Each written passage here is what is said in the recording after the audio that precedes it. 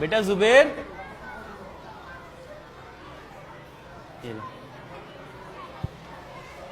زبیر یہ کتنی انگلیاں ہیں؟ بھائی اس کو کیا معلوم، اس کے ابو تو پوچھیں گے، اس سے تو کم دکھائی دیتا ہے. یار میں نے کتنی بار کہا کہ میرے والد صاحب کا مذاق نہ اڑایا کرو.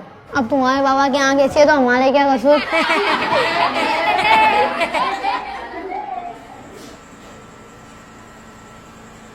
ابو میں نے آپ کو کتنی دفعہ کہا ہے کہ میری کلاس کی طرف نہ آیا کریں.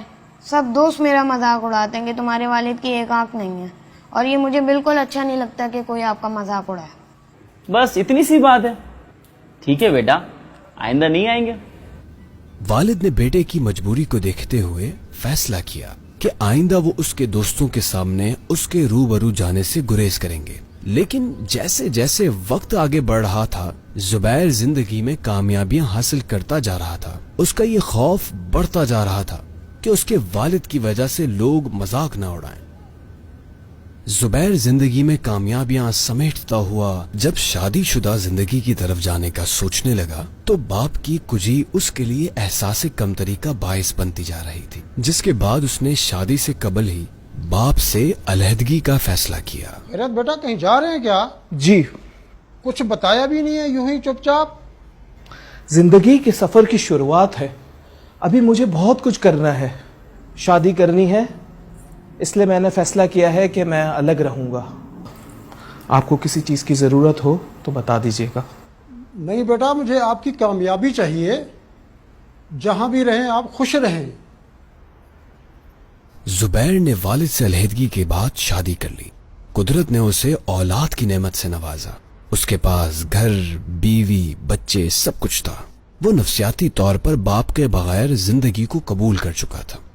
لیکن اس کا والد اکثر و بیشتر دور سے ہی صحیح لیکن اپنے بیٹے کو دیکھتا، پوتے پوتیوں کو دیکھتا اور خوش ہوتا.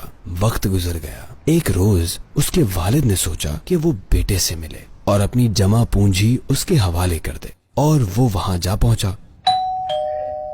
جاؤ بیٹا، دروازہ کھولو، دیکھو کون ہے.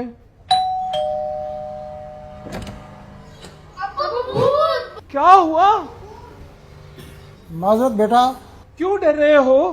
بھائی جن بابا ہے، ان نے واپسی بھیجے میں ڈر لگ رہا ہے. 100 بار کہا ہے کہ مت آیا کریں یہاں پہ. معاف کرنا بیٹا. معاف آپ مجھے کر دیں اور نہیں آیا کریں یہاں. ہاتھ جوڑتا ہوں میں آپ کے. دل نہ دکھانا کبھی بھی ان کا، ان کی رضا میں رب کی رضا ہے. تھک گیا، آؤ تھوڑی دیر آرام کر لیتے ہیں. بابا آپ کے ساتھ کتنا مزہ آتا ہے. ہاں، بابا ساتھ ہوں تو مزہ تو آتا ہے. لیکن بابا آپ کے بابا تو آپ کے ساتھ نہیں ہیں، تو آپ کیسے مزہ آتا ہے؟ مزہ تو نہیں آتا، لیکن کبھی کبھار کوئی مجبوری. کیسی مجبوری بابا؟ تمہیں میرے بابا سے ملنا ہے؟ جی جی جی. چلو آج میں آپ کو اپنے بابا اور آپ کے دادا جان سے ملواتا ہوں. چلو.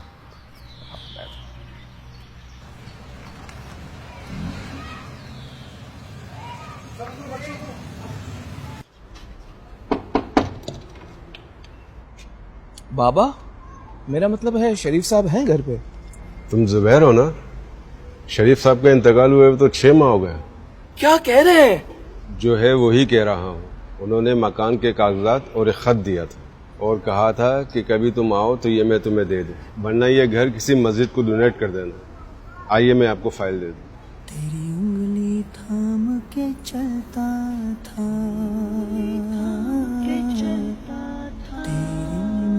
السلام علیکم ورحمۃ اللہ وبرکاتہ. امید ہے تم ٹھیک ہوگے. میں نے نہایت مشکل حالات میں تمہیں پڑھایا اور تمہارے لیے بڑا آدمی بننے کا خواب دیکھا. میری ایک آنکھ کا ہونا تمہارے لیے ہمیشہ باعث شرمندگی رہا. میں نے جان کر بھی کبھی تمہیں بتایا. تم چھوٹے تھے، تمہیں کینسر ہو گیا تھا، تم اسپتال میں ایڈمٹ تھے.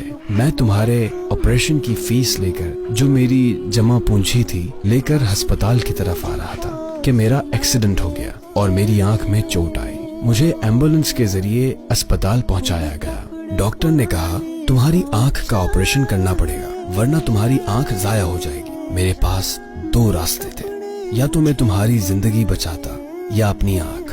میں نے تمہاری زندگی کو بچانے کا فیصلہ کیا۔ میں خوش ہوں کہ تم آج کامیاب انسان ہو اور تم نے اپنی زندگی کو رائگاں نہیں ہونے دیا، بلکہ پڑھ لکھ کر خود کو اور اپنے بیوی بچوں کو اچھی طرح سنبھال لیا۔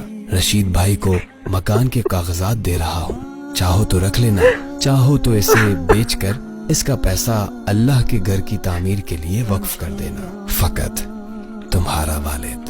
چاچا، یہ فائل آپ اپنے پاس رکھیں اور اسے بیچ کے اس کی رقم کسی مسجد میں ڈونیٹ کر دیجیے گا، اور مجھے میرے بابا کی قبر بتائیں۔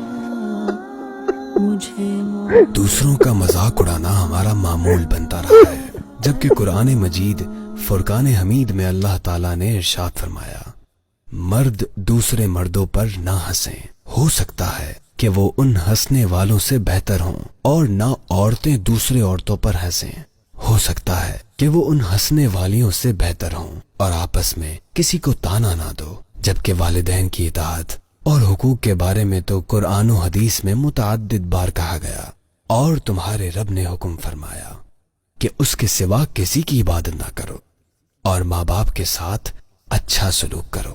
اگر تیرے سامنے ان میں سے کوئی ایک یا دونوں بڑھاپے کو پہنچ جائیں تو ان سے اف تک نہ کہنا، اور انہیں نہ جھڑکنا، اور ان سے خوبصورت نرم بات کہنا۔